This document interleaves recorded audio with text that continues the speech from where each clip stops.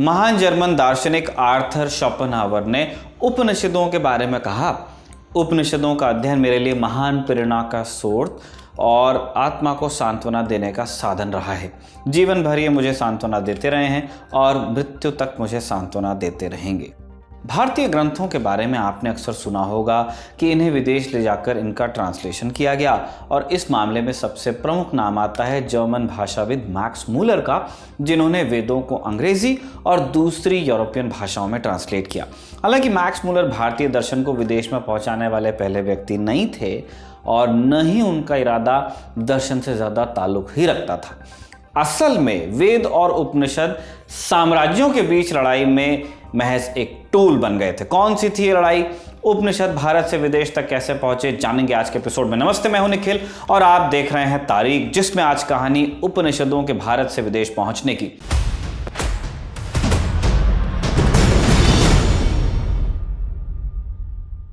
उपनिषदों का इतिहास यूं हजारों साल पुराना है, लेकिन भारत से बाहर जो उपनिषद गए उनकी कहानी शुरू होती है 17वीं सदी में।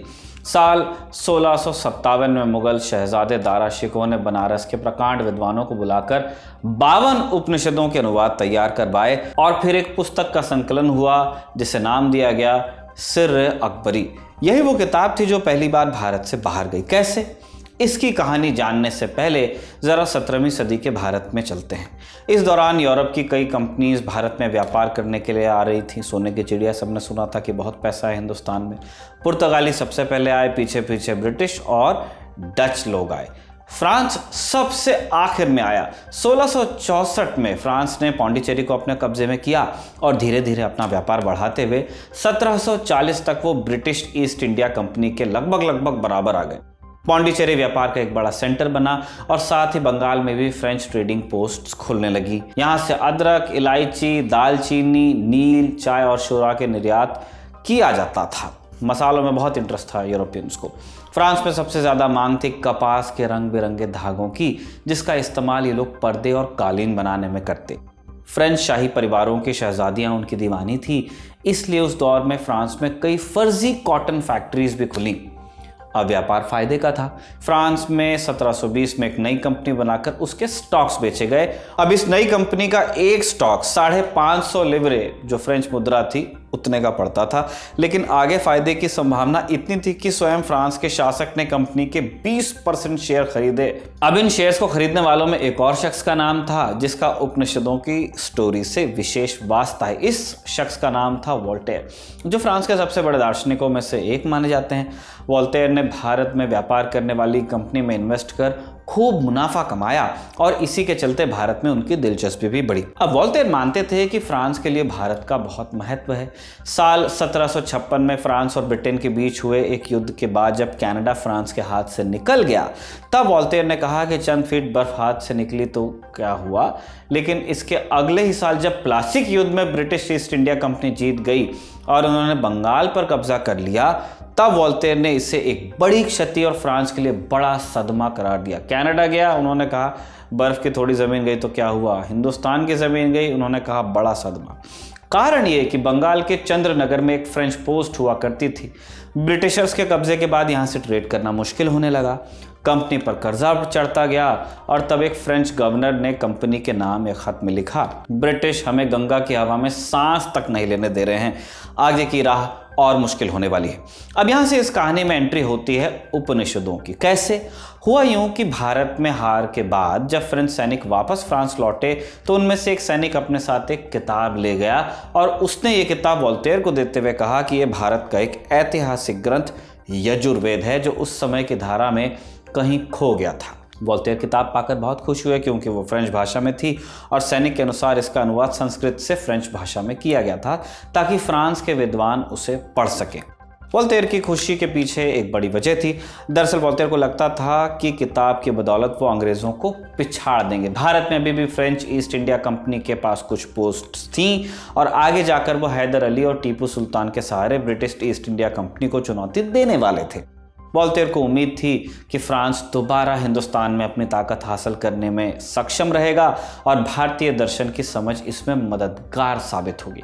दूसरी तरफ ब्रिटेन में तब भारतीय दर्शन और संस्कृति को समझने वाले लोगों में सिर्फ वो ईसाई मिशनरी थे जो भारत में ईसाई धर्म का प्रचार करने पहुंचे थे।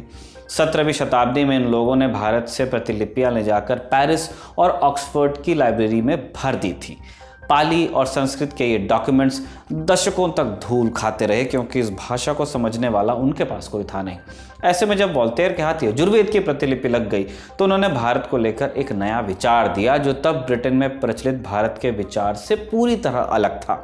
वोल्टेयर से पहले यूरोप में भारतीय धार्मिक परंपरा का ज्ञान कम था।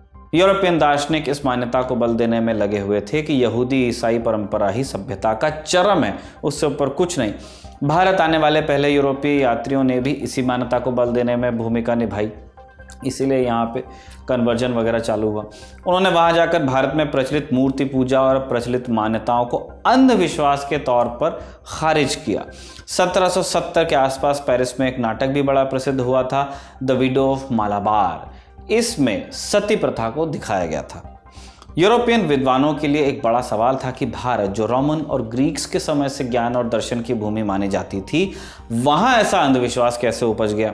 ब्रिटिश विद्वानों ने इसका जवाब इस तरह दिया कि भारतीय दर्शन शुरू में शुद्ध था लेकिन बाद में इसमें अशुद्धता आती गई। इसके लिए उन्होंने इस्लामिक इन्वेजन को दोष दिया, बिना ये जाने कि भारत में अलग अलग धार्मिक संप्रदायों की मान्यताओं में फर्क था।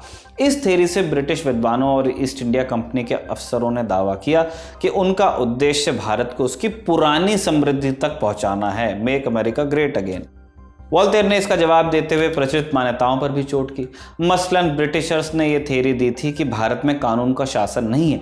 इसके अलावा ये भी कि भारतीय आलसी होते हैं और इसलिए वो इंडस्ट्री और ट्रेड के लिए बिल्कुल माकूल नहीं। ये सब विचार भारत में व्यापार और फिर उस पर कब्जे को जस्टिफाई करने के लिए दिए गए थे, लेकिन वोल्टेयर ने लिखा कि इन बातों में बिल्कुल सच्चाई नहीं थी। एक जगह वो लिखते हैं कि जैसा कि इतिहास बताता है, भारतीय हमेशा से मेहनतकश और ट्रेड में निपुण रहे हैं। इस बात से वोल्टेयर को भारतीय दर्शन और परंपरा के ज्ञाता के रूप में ख्याति मिली, लेकिन यहीं पर उनके साथ एक धोखा हुआ। दरअसल जिस किताब के भरोसे वोल्टेयर ये सब कह रहे थे वो दरअसल फर्जी थी। यजुर्वेद नाम की जो किताब वोल्टेयर को मिली थी, दरअसल उसे जेसुइट मिशनरियों ने लिखा था, वो भी फ्रेंच में, और वोल्टेयर को ये बताया गया कि यह संस्कृत से फ्रेंच में ट्रांसलेट की गई है।